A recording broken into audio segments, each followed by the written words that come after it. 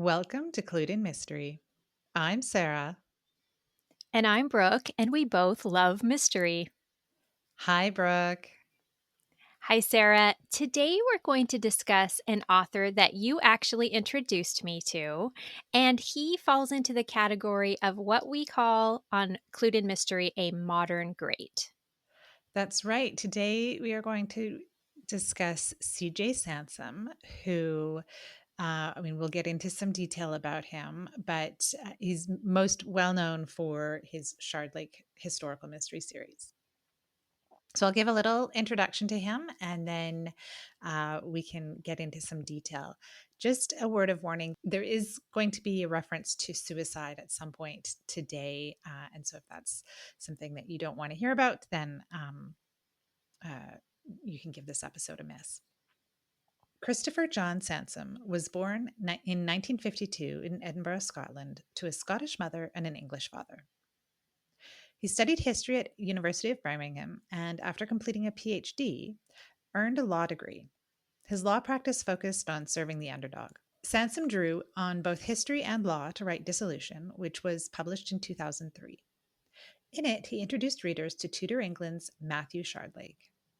The book earned 2 nominations from the Crime Writers Association, one for the best debut and the other for the best historical mystery, an award that he would go on to earn with Dark Fire, his second Shardlake novel. He released a total of 7 books in the Shardlake series, and they had upwards of 3 million copies sold, although I'm not entirely clear on that. His obituary said close to 3 million, and an article from 2014 suggested he'd already surpassed that figure. He also wrote a spy novel set in the Spanish Civil War and an alternate history set in the early 1950s, which won him a Sidewise Award for Best Alternative History. Sansom died in 2024 after being diagnosed in 2012 with cancer. Well, thanks, Sarah. We have talked about over the years a lot of introverted, I guess, authors, people who don't enjoy the limelight. Agatha Christie herself was very reticent to talk to the press, didn't do a lot of public appearances. But of all the authors we've highlighted, CJ Sansom might be the most introverted of them all, from what I learned. I have to agree, Brooke. The bio on his website is only 2 sentences, and they just cover his education and professional history, having worked as a lawyer. So, he did not reveal a lot about himself, but he did publish a couple of essays, and one was published in 2018 detailing how he experienced such bullying from not only students but also teachers at this very prestigious private school that he attended. And he was there for 10 years, but he left at 15 because of this bullying and attempted suicide afterwards and ended up being institutionalized for a year.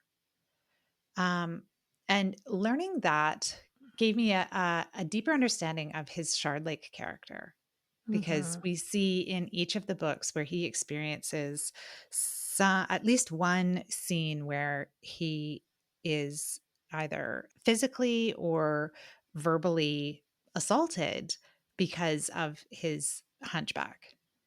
Right, right. So, yes, in the novels, he is a disabled barrister who is the sleuth, and it would have been referred to as a hunchback in those days. Now we know that the condition is scoliosis, right? But absolutely. I found the same thing. I didn't find the same article that you're referring to, but I read an article he wrote in 2010 after another student made a complaint against the same school in that year. And he came forward with an article basically, chiming in and sticking up for her. And he said in that article, "All my life, I've had the feelings of worthlessness, inferiority, and self blame, characteristics of abused children." And you just can't separate that from the Shardlake character. However, what he did there was turn him into a champion and a hero, and I love that. Absolutely. I think it's wonderful that his character was, as you say, this champion for the underdog. And that was his career as well. His legal career was spent advocating for people who who needed that support. Oh, wasn't that interesting to find that that is the category of law that he chose to practice in? And he practiced a complete career, essentially. He didn't begin writing until he was later in life, maybe in his 40s or 50s. And then, as you said, his first novel was published in 2003, and he would have been 51 at that age. Yeah, so I read an article that said that he had always wanted to be a writer and kind of, wrote on the side, was a member of a writing group, and thought that he would have to wait until he retired before he pursued it.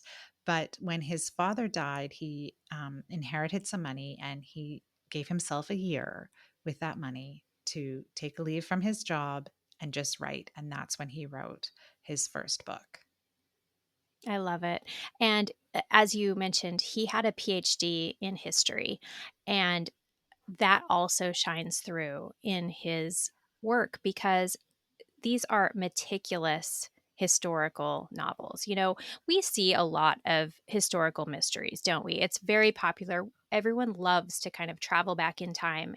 But for Sansom, Tudor England is not just a setting or a gimmick. It is everything about it, isn't it? It's so well done and so rich and deep because, he knows his stuff. He's got a PhD. You're absolutely right, Brooke. He would leave detailed notes. If you've read any of the physical copies of his books, there are detailed notes at the end where he kind of explains where he may have strayed from history to suit the story, or where he had to make something up because there wasn't something to back that up. He said in a 2014 article, the 16th century was the time when rational skeptical inquiry was beginning. I'm not saying that a man like Shardlake didn't exist, but he could have, where even 20 years earlier he couldn't. Oh, that's fascinating. So he was very deliberate in terms of when he set the stories.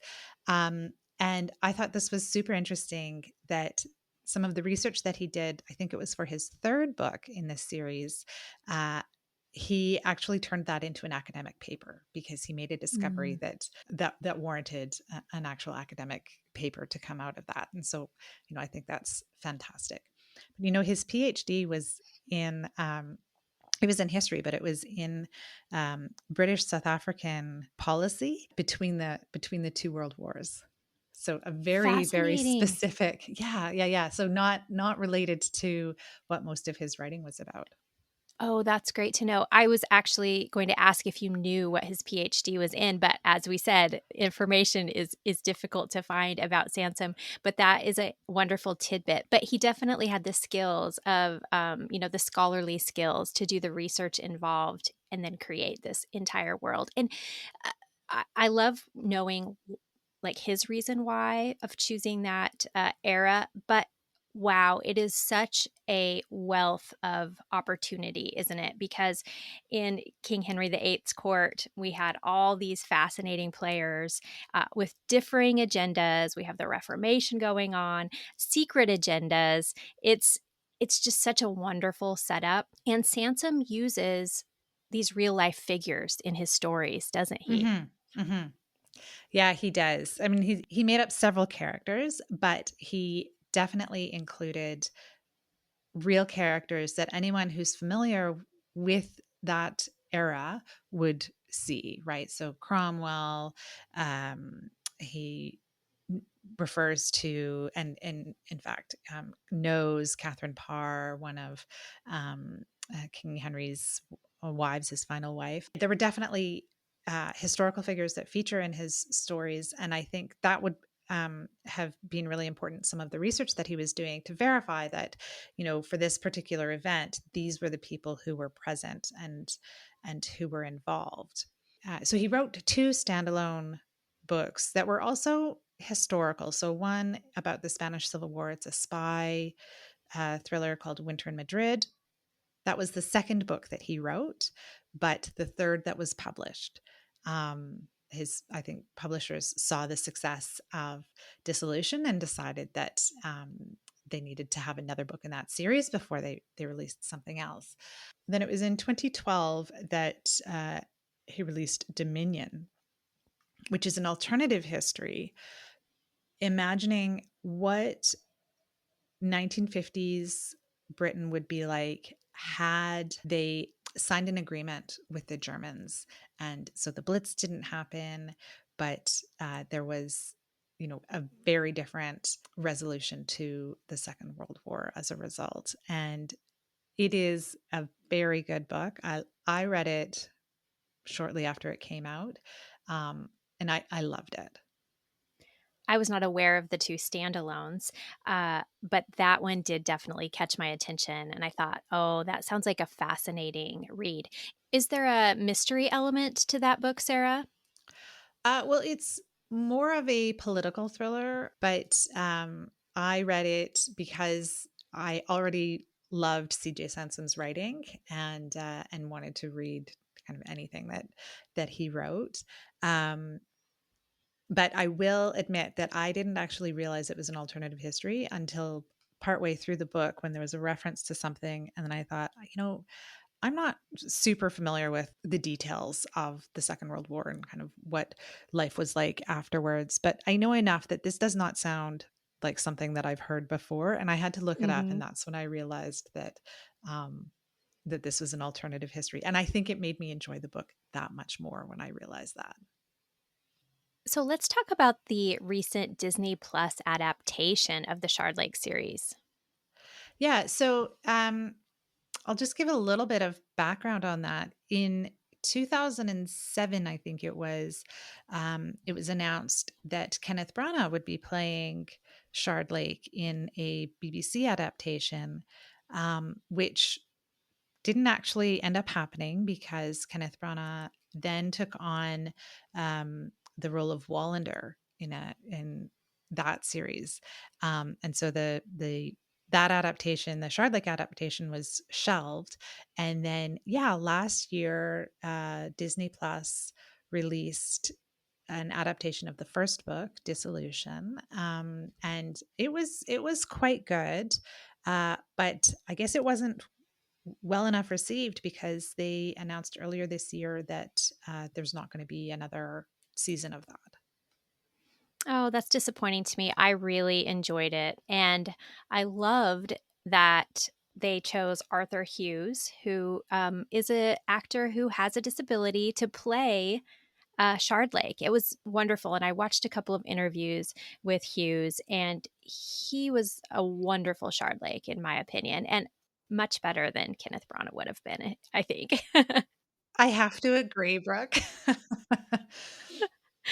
But I am disappointed that there won't be more, and I encourage anyone who likes these novels to go and watch Dissolution because I think it was really well done.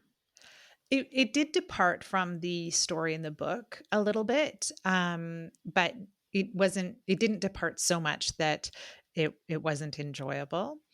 And yeah, I am disappointed that there's not going to be any more. But there are some BBC audio versions, so like full cast radio play versions. I think of all of the books in the Shardlake series, and a community theater group performed Severn, which is actually the third book in this series. Oh, that's great. Yeah, I think that's really fun. I did find it sad, however, that CJ Sansom passed away just before the release of that great Disney Plus series. And in fact, it was April 27th last year, so almost exactly a year ago. Yeah, it is a pity. I imagine, I'd like to think that he had the opportunity to see some of it before he died. But as we said, he had cancer for some time, so I don't know how ill he was towards the end of his life. So one thing that I came across, Brooke, is this was from a 2010 interview where he explains that he made Shardlake a lawyer because it's a profession that continues to exist. And so readers can connect with that, recognizing that, Tudor England is something that people know about, but there would be a lot of jobs that people had that are no longer around today. And so I think that was really clever of him. Obviously, he was drawing on what he knew, as we said earlier, history and law. Um, but to make his main character have a profession that we all can recognize, I think was really smart.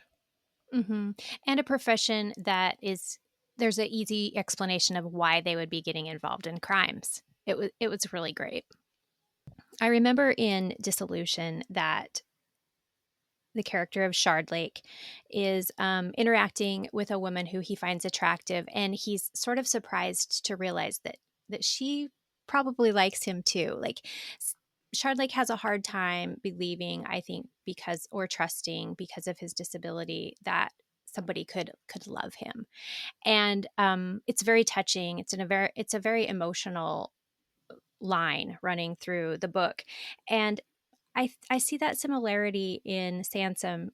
You know, he never married, and he talks about because of his past that he also had trouble trusting people.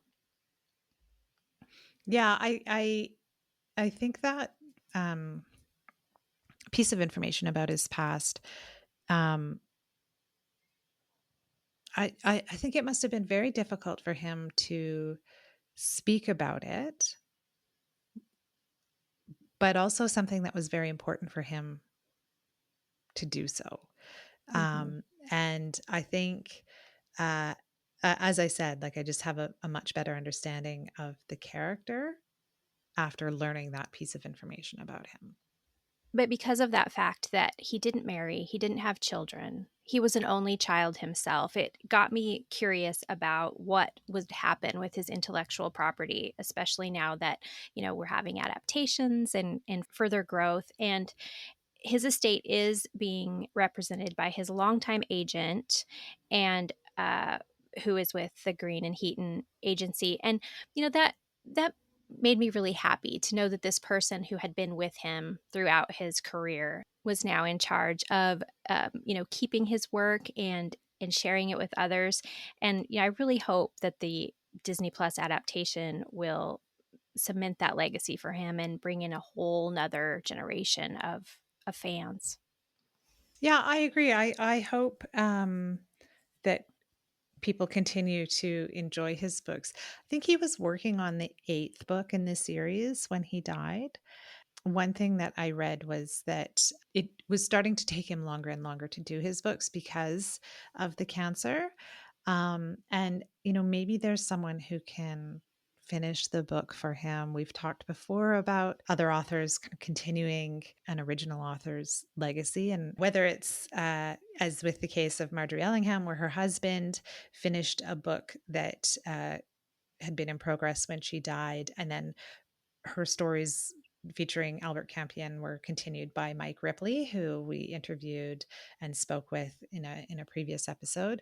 Um, or like with Agatha Christie and Sophie Hannah, where Sophie Hannah has written some new Poirot novels, really in the spirit of Agatha Christie. Mm-hmm. Yeah, it will be interesting to see what his estate does from here on. So I mentioned a couple of his awards, Brooke. He received the Diamond Dagger from the Crime Writers Association in 2022.